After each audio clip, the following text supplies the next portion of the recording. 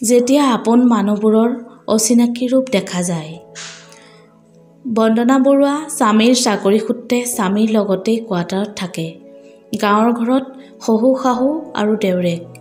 বিয়াৰ মাত্ৰ 2টা বছৰ হৈছে। সৰুৰে পৰা চহৰৰ বিলাসিতাত ডাঙৰ দীঘল হোৱা বন্দনা গাঁৱৰ পৰিৱেশত খাপ খাবই পৰা নাছিল। শাহুৱেকে ভালকৈয়ে বুজিছিল তাই যে গাঁৱত বৰ কষ্ট পাইছে। সেয়ে পুতেকৰ লগত চহৰলৈ পঠিয়াই দিছিল। বন্দনাৰ স্বামী অফিচৰ কামত হঠাৎ দিল্লী যাব লগা হোৱাৰ বাবে কেইদিনমানৰ বাবে বন্দনাক মাকৰ ঘৰত থাকিবলৈ যাবলৈ ক'লে। কথাটো শুনি বন্দনাই ভালেই পালে। বহুত দিনেই হ'ল মাকৰ ঘৰলৈ নোযোৱা। পিছদিনাখন বন্দনাক মাকৰ ঘৰৰ পদূলিত নমাই তাইৰ স্বামী গ'লগৈ। ঘৰৰ সকলোৱে তাইক দেখি বৰ আনন্দিত হ'ল।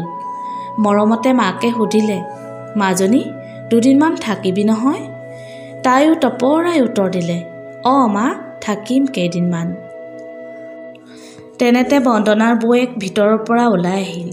তাইক দেখি বৌয়েকৰ মুখৰ ৰঙেই সলনি হৈ গ'ল। বৌয়েকে তাইক সুধিলে, ঘৰলৈ আহিলা নেকি? বন্দনাই ক'লে, বৌ, তোমালোকলৈ বৰ মনত পৰি আছিলে, সেইকাৰণে গুচি আহিলোঁ। বৌয়েকে তাইৰ উত্তৰলৈ ৰৈ নাথাকি ভিতৰলৈ গুচি গ'ল। বন্দনাই বৌয়েকক চাহ বনোৱাত সহায় কৰোঁ বুলি ভিতৰলৈ সোমাই গ'ল। সোমাই গৈ তৰ্কাতৰ্কিৰ শব্দ শুনি থমকি ৰ'ল। শব্দটো বৌয়েকৰ ৰুমৰ পৰাই আহিছিল।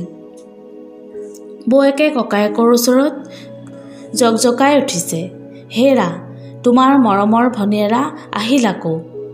ঘৰখনত বাকী সোপাই আতিছে, তাতে আকৌ আলহীৰ জঞ্জাল। ককায়েকৰো খং উঠিল। ঘৰৰ ছোৱালী ঘৰলৈ আহিছে, তাতে তোমাৰ কি যায় হে?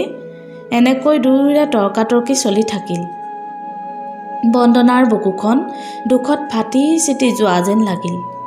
চকুৰ পানীবোৰ সোঁ-সোৱাই নামি আহিল দুগালেদি। যেনে তেনে নিজকে সংযত কৰি চকু পানীবোৰ মচি তাই ফোনত কথা পতাৰ অভিনয় আৰম্ভ কৰিলে। দেউতা, আপোনালোক কেতিয়া পালেহি? মই ঘৰলৈ আহিলোঁ। আগতে জনা হ'লে নাহিলোহেঁতেন নহয়। আপোনালোক অলপ সময় ৰ'ব, মই এতিয়াই গৈ আছোঁ। এই বুলি কৈ তাই খৰধৰকৈ ওলাই আহি মাকক ক'লে, মা, মই এতিয়া ঘৰলৈ যাব লাগিব। গাঁৱৰ পৰা শহুৰ শাহু আহিছে।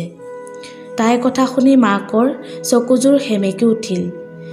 তাই নিজকে মাকৰ সন্মুখত যেনে তেনে চম্ভালি ঘৰৰ পৰা ওলাই আহিল। আহোঁতে তাই ভাবিছে, কিমান হেঁপাহেৰে আপোন ঘৰখনলৈ আহিছিল, কিন্তু আজি তাইৰ সেইখন ঘৰতেই পৰ হৈ পৰিল। ছোৱালী এজনী জন্মৰ পৰা যিখন ঘৰত ডাঙৰ দীঘল হয়, বিয়াৰ পিছত সেইখন ঘৰতেই অৱহেলিত হ'লে সহ্য কৰা বৰ কঠিন হয়।